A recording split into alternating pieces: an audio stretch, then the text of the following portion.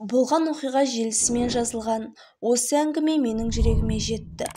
Дәл мұндай шешім шығару үшін шынында да парасаттылық пен даналық қажет екен. Досым айтады, Бауыржан деген жақын бір туыс ағамыз көлік апатына ұшырап, қарсы жақтан соғылған машинаның жүргізушісі қаза болды. Тұрақты жерін анықтаған соң нағашы ағаларыммен бірге анашым да кетті кешірім алуға. 2 күннен кейін қайтып келді. Сондағы дастархан басындағы айтқаны суық қарсы алды бізді. Түсініп тұрмыз.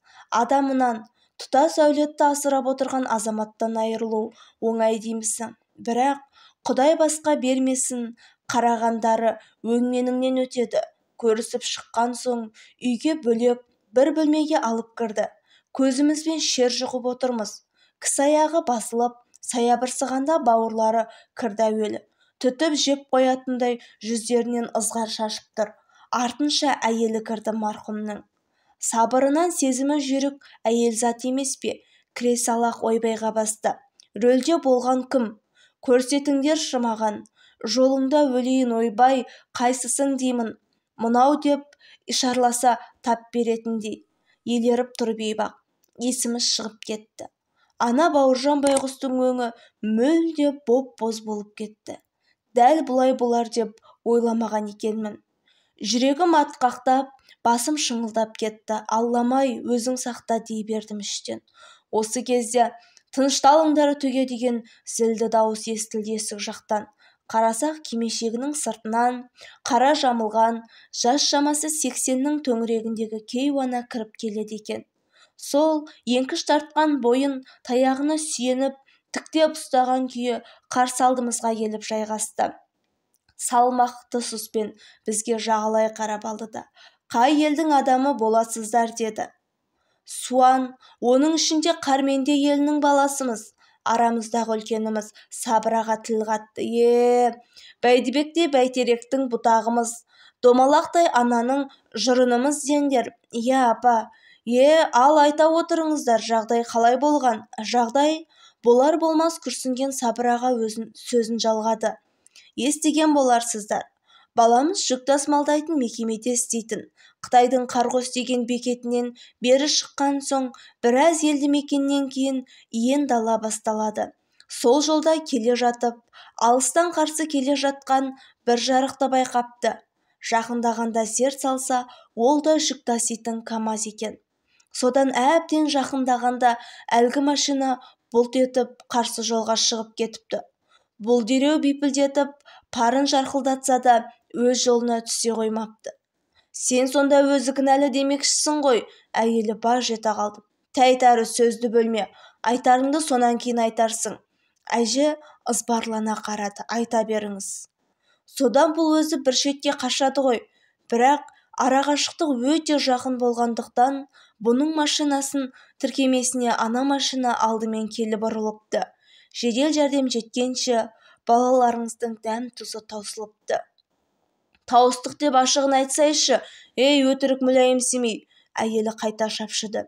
Күйік деген оңай дейсің бе? Болды. Әженің әмірлі үні қаттырақ шықты. Болды, шаптықпа келін. Өтірік айтса Құдай көріп тұр.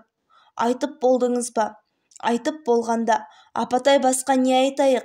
Айыбымызды мойындап, алдыңызға келіп тұрмыз. Бір жаза болды, кешіріңіздер. Білеміз, азаматтан айырылу оңай емес. Бірақ біздің балаға да жандарыңыз ашсын. Кешірім беріңіздер. Айтқандарыңызды тауып берейік. Кешіріңіздер. Ағаның көзінен жасы шығып кетті. Домбыққан көзін кимешегінің ұшымен сүрткен Инабат апа бізге тағы да бажайлап көз салып шықты да жігерлі дауыспен сөйлеп кетті. Озбайтын өмір, тозбайтын темір болмайды. Жасаған ем-ай, мен осы қайтыс болған баланың туған анасы болам. Кенжебегім, шынымен де сүт кенжемеді. 40-тан асқан шағымда кейуана үнсіз егіліп кетті. Аздан соң қайта басын көтеріп, қайраттана сөйледі. Мойынын балаларына бұрып сөйледі. Құлдыраңдаған құлыным 40-тан асқан шағында арғы дүниеге аттанып отыр.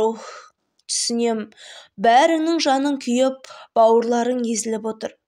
Келінжан, Сені де жақсы түсінемін. Мен де, сен де күнімде жесір қалғанмын. Бірақ кенжебегім біріңе бауыр, біріңе жар болғанымен, оған менен артық жақын еш қайсысың жоқ. Өйткені мен оның анасымын. Ол менің 40 жасымда омырауымды еткен балам. 9 ай көтеріп, бебеулеп толғатып тапқан түн ұйқымды 4 бөліп баққан балам. Сондықтан бұл қазаның иесі менмін. Шешімді өзім шығарам. Не дейсіңдер дегендей кейуана бала шағасын көзімен барлап үнсіз қалды. Отырғандардың арасынан шашына ақ араласқан егде кісі жауап берді. Үлкен баласы болар деп топшыладым. Дұрыс айтасыз, апа, шешім сіздікі. Айтқаныңыздан шықпаймыз.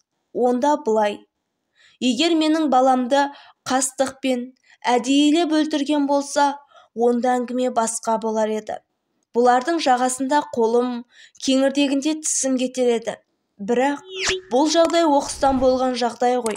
Әйтпесе, бір-бірінде бес арасы, алты аласы жоқ екі азамат айдалада соқтығыса ма? Бұл да Құдайдың ісі. Жазмыштан озмыш жоқ. Баламның маңдайында жазылған қазасы осы екен. Шебер Құдай әркімнің жанын өзіндік бір себеп арқылы алады. Сағаты соққан кезде оған ешкім де қарсы тұра алмайды, құлындарым. Сондықтан менің айтарым, Құдай салды, біз көндік. Әбдірахман, кешірім хатты жазып беріңдер. Бағанағы кісі басын изеді. Инабат апа бізге бұрылды. Ал, қарғаларым, бәрің менің балаларымның құр екенсіңдер. Ештеңелеріңнің керегі жоқ. Кештім құнын құлынымның. Құдай да бізді есіркесін. Әжім торласа да, жарқылық айтпаған жанарынан төгіліп түскен жауқарын кимешегіне түйіп алғандай көрінді маған. Алдымызға келіп, қылша мойным талша деп, айыптарыңды мойындағандарыңа Алла разы болсын. Артық ауыз сөз кетсе, көңілдеріңе ауыр алмаңдар. О не дегеніңіз, апа? Сізге Алла разы болсын. Әумин, балам. Я, айтса да бері қараңдар. Бәріміз не айтпақшы деп аңтарылып қалдық. Ата-баба салтында кірбең түскен, көңілдің ізін қалдырмай тазарту үшін, шексіз қалғанды бекіту үшін, жекжатты қатынас орнатуды жөн көрген. Сондықтан менің тілімді алсаңдар, өсіп отырған ұл қыз бар шығар.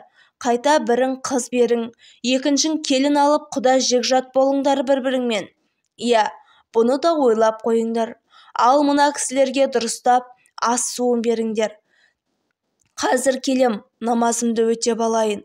Соңынан айналайын апатайым-ай деп көз алмай қарап қалыппын.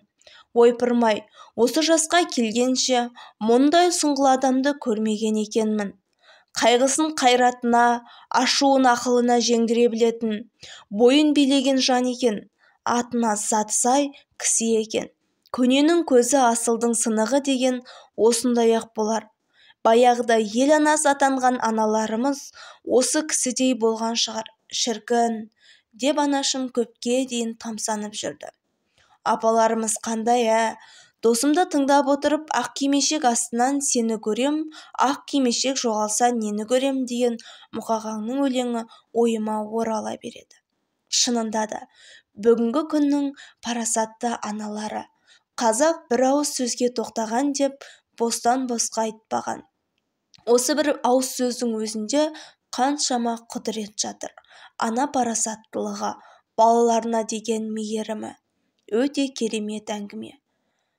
Сіздерге әңгіме ұнаған болса, арнама тіркеліп, лайк, комментарий қалдыруды ұмытпаңыздар. Сіздерден үлкен қолдау күтетін боламын. Назарларыңызға рахмет.